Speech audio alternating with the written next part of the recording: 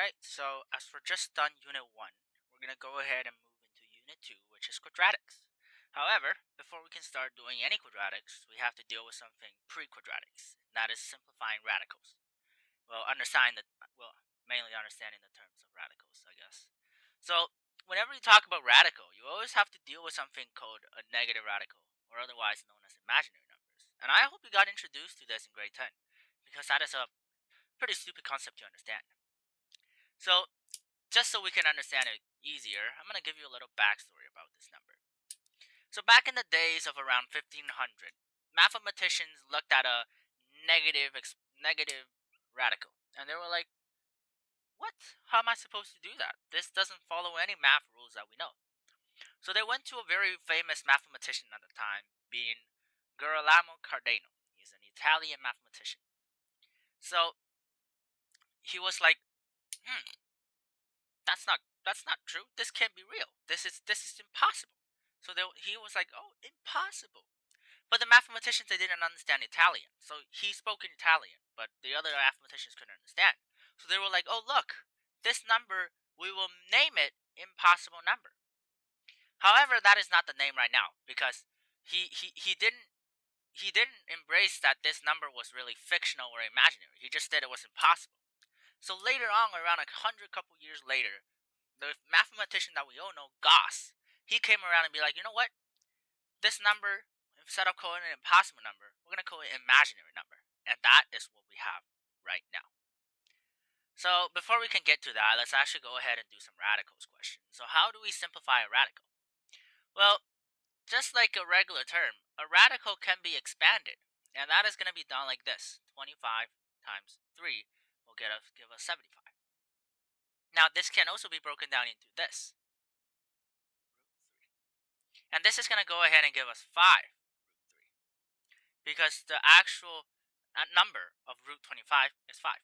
And then we can remove the brackets and be like 5 root 3. This is our most simplified answer. And for B, there's really nothing much we can do besides breaking up 48 into 8 times 6. So root 8 times root 6 over root 6. And now, just like a regular number, we can cross the top and the bottom when they're multiplied together, which they are multiplied together in this case. So now will leave us with root 8. And root 8, we can go ahead and simplify it using 4, because this can be breaking down into root 4 and root 2.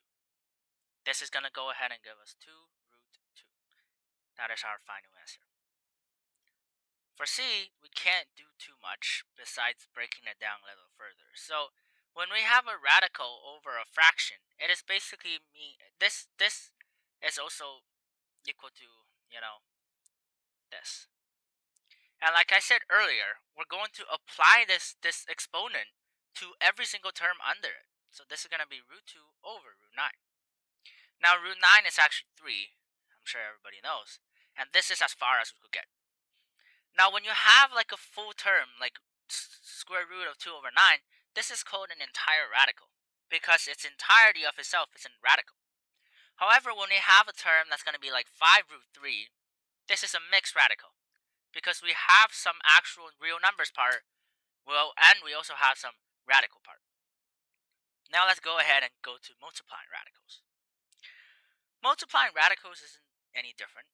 It's basically the same thing, except we're going to look at the number part and the radical part differently. So we're going to go ahead and multiply the number part first, which is 9 and 4. 9 times 4 equals 36. And then we multiply the radical part. Make sure we do not get rid of the square root sign. So 2 times 7 is going to go ahead and give us 14.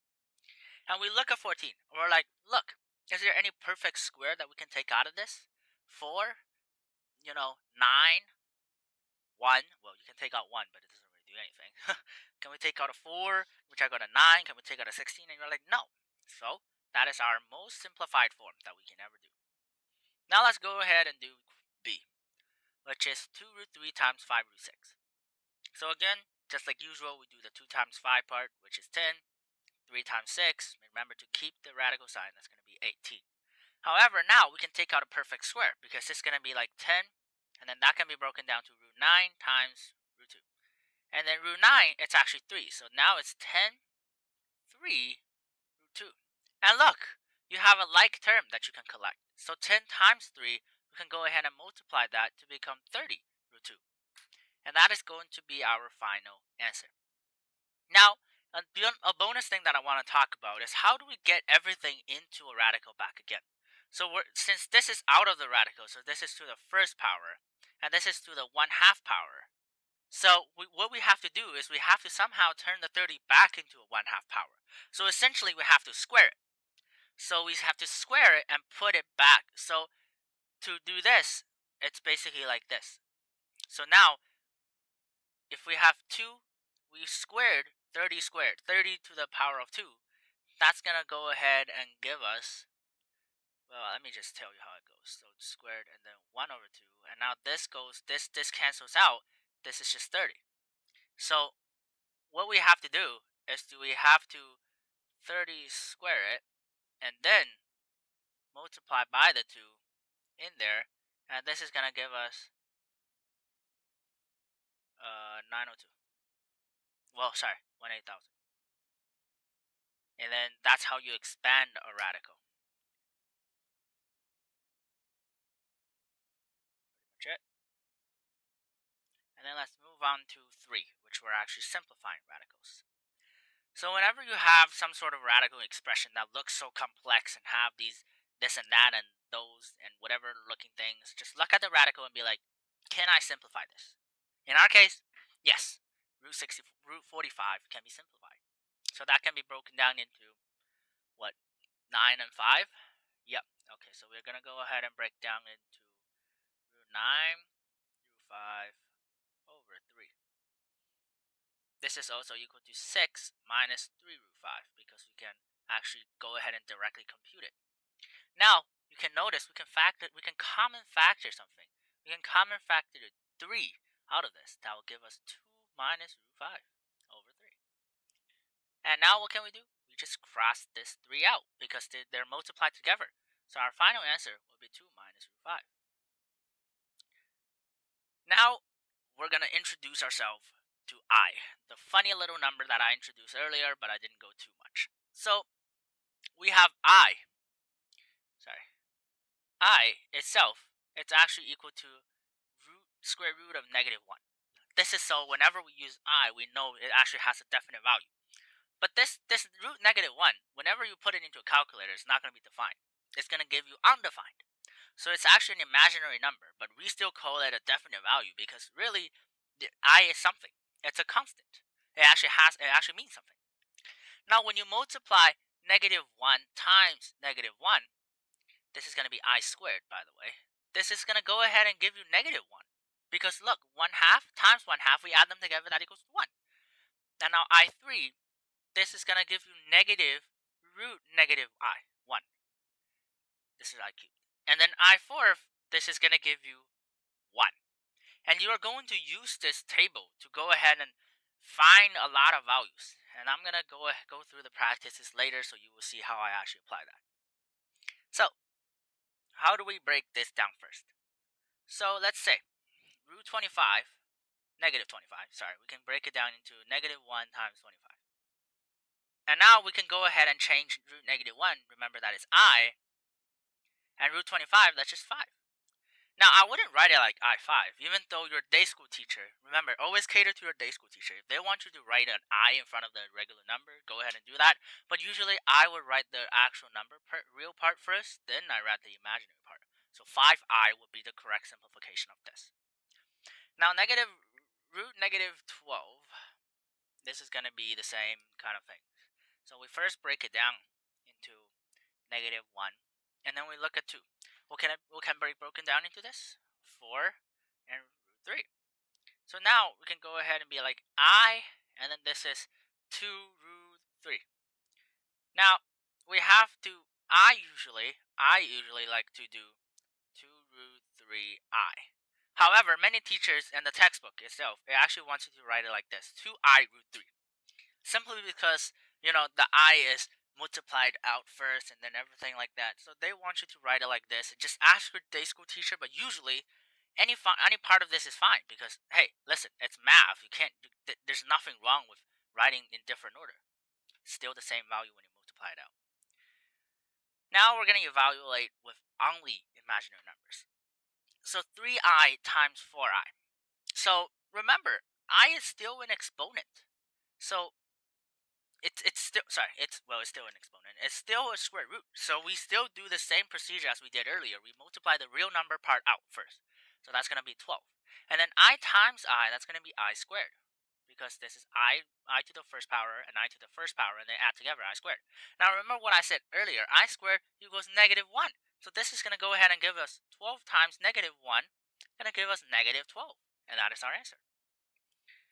And then we go on to 2i times -5i. So we're going to go ahead and do the real number part first. So 2 times -5, -10. And then we have I squared again. So remember, I squared equals -1. So -10 times -1, that's going to go ahead and give us +10. And that is our answer. And then now we're going to do some more multiplying together. So for those of you that like to do it in other ways, I usually recommend you to actually write it out first. So 3 root 2i times 3 root 2i. This way you know which part you're multiplying. So it's much clearer. So we will have, let's do the terms first. So 3 times 3, that's going to give us 9. And then root 2 times root 2, this is going to be 2 to the 1/2, 2 to the 1/2, that's just going to give us 2. And then I squared, that's -1. So what is this? This is going to give us 18 times -1, -18. Boom, we have the answer. So remember, you separate all of these into different parts. So this is the whole number part where you're doing 3 times 3. This is the square root part, we're doing root 2 times root 2. And this is the imaginary part, we're doing I times I. So break it down as much as you could and then do it. Now we're going to simplify using complex number. So let's do A first. 3 minus, and then we're going to break this down into -1. And then root 24, remember what can it broke down into? It can broke down into 4 and then 6. So 4 times 6. 4, 6. And that is going to give us as 3 negative. Remember, whenever you expand it, just put a bracket there. Because you got to know, gotta understand there's a bracket. So this root -1, I. And this is going to be 2, and it's going to be root 6. And then we can go ahead and write this entirety out. That's going to be 3 minus 2 root 6 I. And that is pretty much all we have. And then we're going to do B. So B, you might be a little bit frightened, but usually, not really. So 10 plus -1. And then what can 32 be broken down into? 16 times 2. So that is going to give us 4. Well, I'll just directly compute square root 16. If you want to show a step, you can show a step. So 16 times what, 2? Yeah. Okay, 2. And then this is just over 2. And then we will have 10 plus 4 root 2i over 2. And we common factor, this is going to become, so we get rid of 2 and then divide it by 2. That's going to give us 5 plus 2 root 2i. And that's going to be our answer. Now, I just wanted to talk a little bit of complex numbers. So you're like, what is complex number? I said it without clearly defining it. So complex number is a number in the form of a plus bi. So obviously we know a, that's the real part. We call it the real part because it actually has a definite value. So anything from negative infinity, so let's say negative 9,999, all the way to positive 9,999,999 just goes on forever. Everything inside of this is a real value because I can have one apple or somebody can owe me 3 apples, but I can't have an imaginary amount of apples. That's I can't imagine it.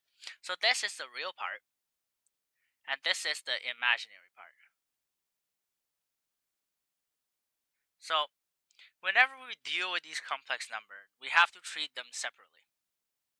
So usually we can have a equals 0. That is, this number would be only the bi part. This will be an imaginary number. And then when b equals 0, then there's the only a part. So this is a real number. And that's pretty much it. Now, whenever we have like these numbers that breaks down into them, so like 3, let's say a plus bi, whenever we multiply it by something, let's say we square it, it's always going to come out a squared plus 2abi plus bi squared. And remember, this part is no longer imaginary because you have I squared now becomes a definite value of -1. So this part is no longer imaginary, and this part was real all along. Now this part actually becomes imaginary. So I wanted to let you guys know that when you do different stuff to complex number, different parts become imaginaries. And that is pretty much the textbook for these. And then let's go ahead and talk about the practice ones. So I skipped question number 1 entirely. It's just simplifying radicals like 500. You can just do 100 times 5, and that's 10 root 5, and then stuff like that. So I'm gonna skip that part. Instead, I'm gonna get to some simplification first. So let's do 3 questions from this. I would do let's say E, G, and L. Why not? So E will have root 33 over 3.